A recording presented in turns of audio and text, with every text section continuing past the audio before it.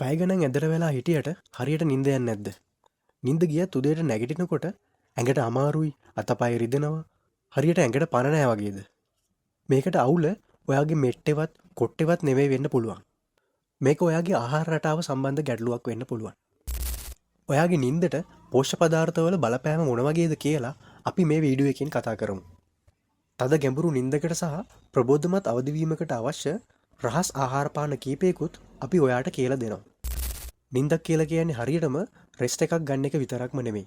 ඒක තමයි ඔයාගේ ශරීරයේ රිකවරි ටයිම් එක. ඔයා රැට නිින්දට වැටුනහම ඔයාගේ ශරීරය රිකවරි මෝඩ් එකට වැටෙනවා.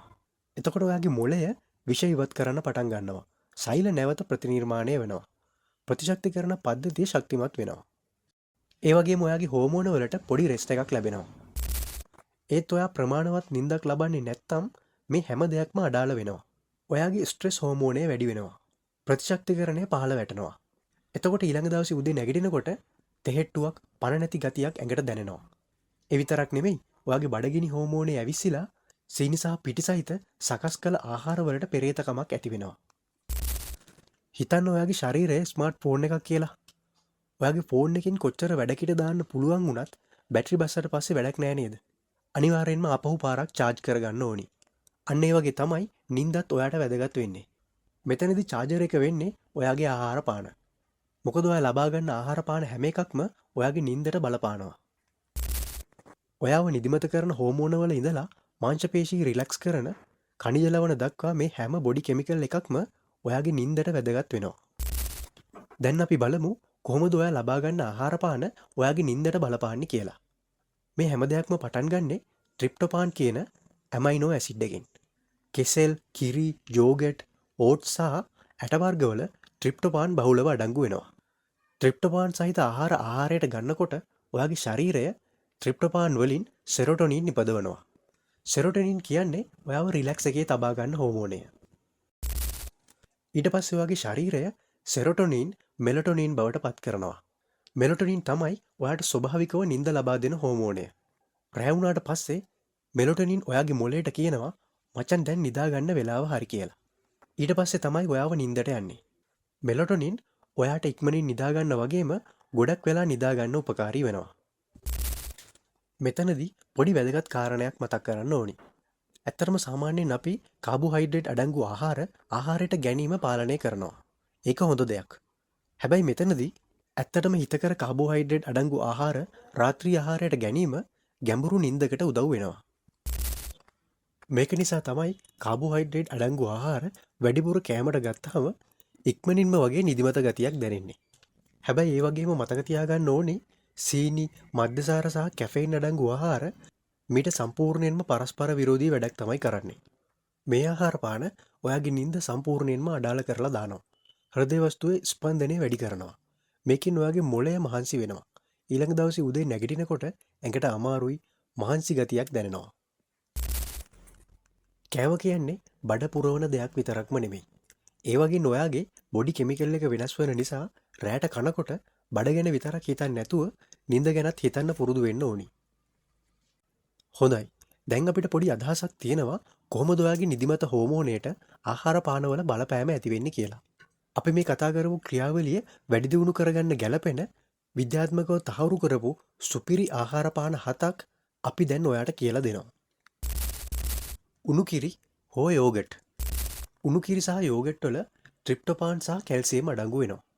ට්‍රිප්ටෝපාන් සහ කැල්සියම් මෙලටොනින් නිපදවීමට මොළයට අවශ්‍ය වෙනවා. මේක නිසා තමයි ගොඩක් දෙනෙක් ඉස්සර ඉඳලම රැට උණු කිරි වීදුරුවක් බීලා නිදා ගන්න පුරුදු වෙලා ඉන්නේ. උණු කිරි සහ යෝගට් රාත්‍රී නිින්දකට සුපිරියටම ගැලපෙන ආහාර දෙකක්. කෙසෙල්. කෙසෙල් වල මැග්නීසියම්, පොටෑසියම් සහ විටමින් B6 අඩංගු වෙනවා. මේ පෝෂ්‍ය පදාර්ථ ඔයාගේ මාංශපේශී රිලැක්ස් කරලා ස්නායු පද්ධතිය සමකාමීව තබා ගන්න උදව් කරනවා.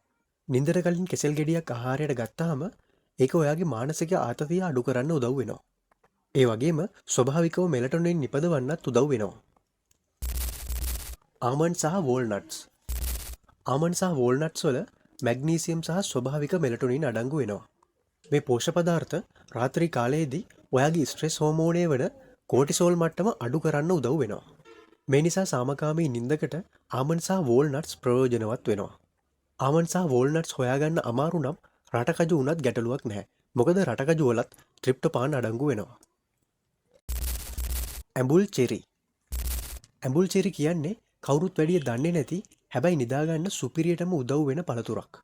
ස්වභාවිකව මෙලටොනින් අඩංගු වන පළතුරු වර්ග 8න් එකක් තමයි ඇඹුල් චෙරි කියලා කියන්නේ. අධ්‍යයන වලින් හොයාගෙන තියෙනවා ඇඹුල් චෙරි ජූස් එකක් රාත්‍රී නින්දට පෙර පානය කරනවා නම් ඒක ඔයාගේ නින්ද දිගු වෙලාවක් පවත්ව ගන්න උදව් වෙනවා කියලා. විශේෂයෙන්ම ඉන්සොම්නියා කියන නින්ද නොයන රෝගී තත්ත්වයෙන් පීඩා විඳින පුද්ගලයින්ට ඇඹුල් චෙරි කියන්නේ සුපිරිම පළතුරක්. නිවිති සහ කොළ පැහැති පලා වර්ග. නිවිති සහ කොළ පැහැති පලා වර්ගවල මැග්නීසියම් සහ කැල්සියම් අඩංගු වෙනවා. මැග්නීසියම් සහ කැල්සියම් කියන්නේ ඔයාගේ ශරීරයේ මාංශපේශී රිලැක්ස් කරන ඛනිජ දෙකක්. නිවිති හෝ කොළ පැහැති පලා වර්ග රාත්‍රී ආහාරයට එකතු කරගන්න පුළුවන් නම් ඒකෙන් ඔයාට හොඳ නිින්දක් ලබා ගන්න පුළුවන්. බතල සහ ඕට්ස්. බතල සහ ඕට්ස් වල සංකීර්ණ කාබෝහයිඩ්‍රේට් අඩංගු වෙනවා. කලින් කිව්වා වගේම ට්‍රිප්ටෝපාන් වලට ලේසියෙන්ම මොළයට ඇතුල් වෙන්න සංකීර්ණ කාබෝහයිඩ්‍රේට් උදව් වෙනවා.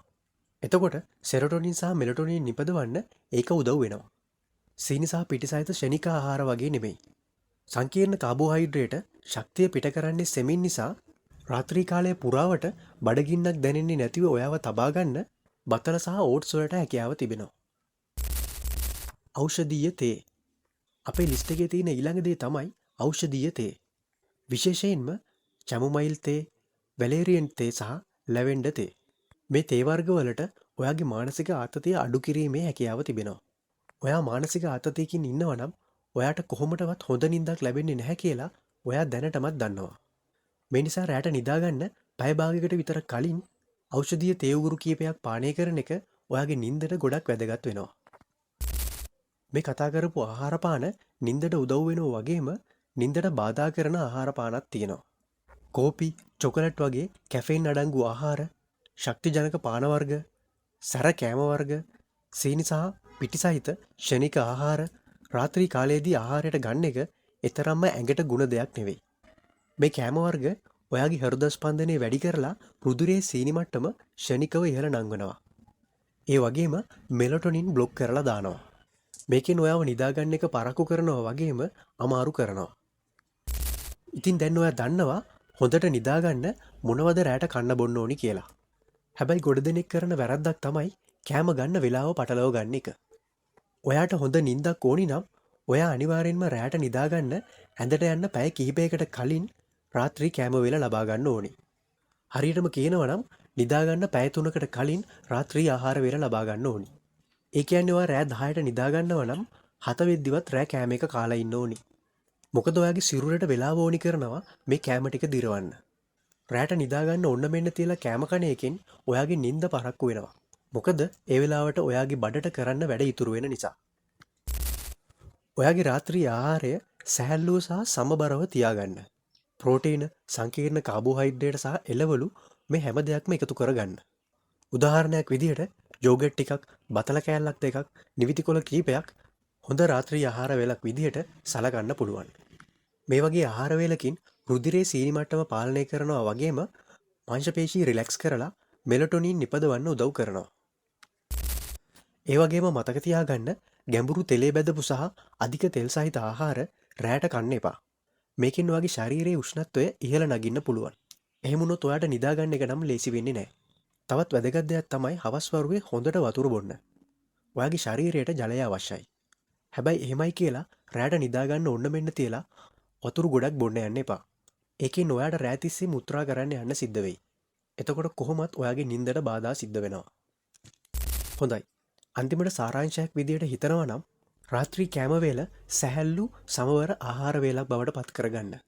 ඒකෙන් ඔයාගේ ශරීරයේ ශක්ති මට්ටම පහළ දාලා මෙලටොනින් නිෂ්පාදනය කරලා මාංශපේශී රිලැක්ස් කරලා තබා ගන්නවා. ඊළඟට ඖෂධීය තේ හෝ කිරි පානය කරනවා නම් නිදාගන්න පැය භාගයකට විතර කලින් පානය කරන්න.